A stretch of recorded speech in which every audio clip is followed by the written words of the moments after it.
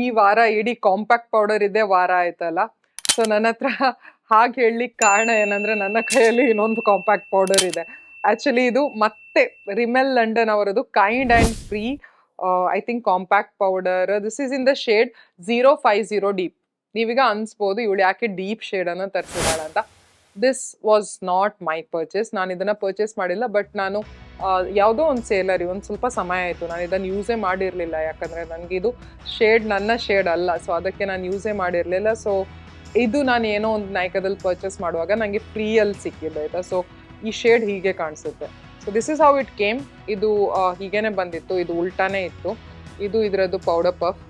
So this is the pressed powder and this is the shade. ನನಗೆ ಈ shade ಎಲ್ಲಿ ಅಲ್ವಾ. ಸೊ ತುಂಬ ಸಾಫ್ಟ್ ಆಗಿದೆ ಆಯಿತಾ. And this is the shade, ಈ ಶೇಡ್.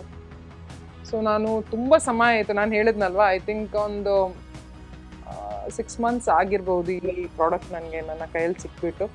ನಾನು ಎಣಿಸ್ತಾ ಇದ್ದೆ ಇದನ್ನು ಹೇಗೆ ಯೂಸ್ ಮಾಡ್ಬೋದು, ಯಾರಿಗಾದರೂ ಕೊಡ್ಬೋದಾ ಏನೋ ಅಂತ. ಬಟ್ ನನಗೆ ಈ ಸ್ಕಿನ್ ಟೋನ್ ಅವರು ಯಾರು ನನ್ನ ಅಕ್ಕಪಕ್ಕ ಇರಲಿಲ್ಲ.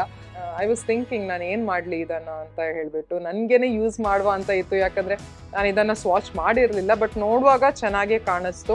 ಇದರಲ್ಲಿ ಫ್ರೇಗ್ರೆನ್ಸ್ ಇದೆಯಾ? ಇಲ್ಲ, ಸ್ವಲ್ಪ ಕಡಿಮೆ ಇದೆ.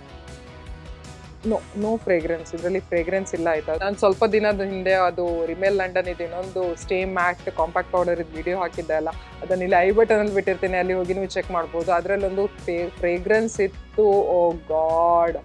ಬಟ್ ಇದರಲ್ಲಿ ಸ್ವಲ್ಪನೂ ಫ್ರೇಗ್ರೆನ್ಸ್ ಇಲ್ಲ. ಬಟ್ ಇದ್ರದ್ದು ಪ್ರೈಸ್ ಬಂದುಬಿಟ್ಟು 1200 rupees. ಆ್ಯಂಡ್ ಇದಕ್ಕಿಂತ ಕಮ್ಮಿ ನಾನು ನೈಕದಲ್ಲಿ ನೋಡಲಿಲ್ಲ. 1080 rupeesಗೇನೋ. ಆ್ಯಂಡ್ ಟ್ರಾನ್ಸ್ಲೂಸೆಂಟ್ ಪೌಡರ್ ಕೂಡ ಬರುತ್ತೆ ಇದರಲ್ಲಿ. ಪೌಡರ್ ಇಸ್ ರಿಯಲಿ ಗುಡ್ ಆಯಿತಾ, ಯಾಕಂತ ನಾನು ಹೇಳ್ತೀನಿ.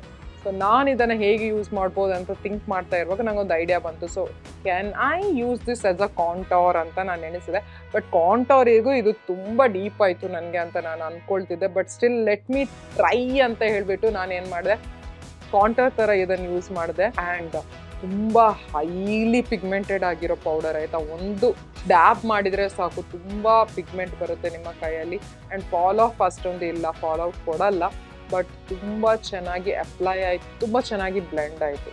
ನನ್ನ ಸ್ಕಿನ್ ಟೋನಿಗೆ ಹೌದು ಅಷ್ಟೊಂದು ಮ್ಯಾಚ್ ಆಗಲಿಲ್ಲ, ಸ್ವಲ್ಪ ಡಾರ್ಕಾಗಿ ಕಾಣಿಸ್ತಿತ್ತು. ಆದರೂ ನಾನು ಟ್ರೈ ಮಾಡಿ ಸ್ವಲ್ಪ ಜಾಸ್ತಿ ಬ್ಲೆಂಡ್ ಮಾಡಿ ಎಲ್ಲ ನೋಡಿದೆ. And it look beautiful on the skin.